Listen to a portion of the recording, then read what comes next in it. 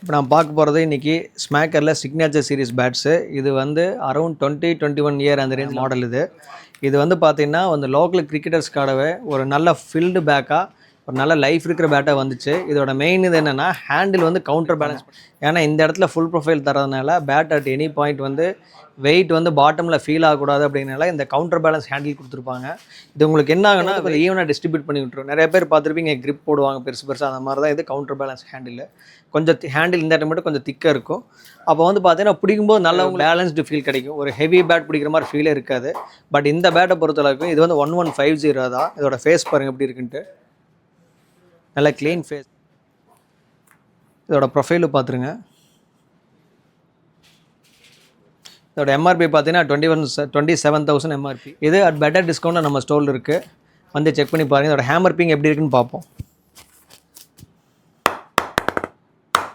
நல்ல bounce, nice, நல்லா இருக்கும் பேட். இது இந்த ஸ்டிக்கர்ஸ் எல்லாமே பார்த்தீங்கன்னா நல்லா அட்ராக்டிவாக இருக்குது. ஒரு எஸ்எஸோட ஒரு ட்ரேட்மார்க் பேட்டுன்னு அதை நாம் சொல்லலாம். இந்த most selling bat at SS இது.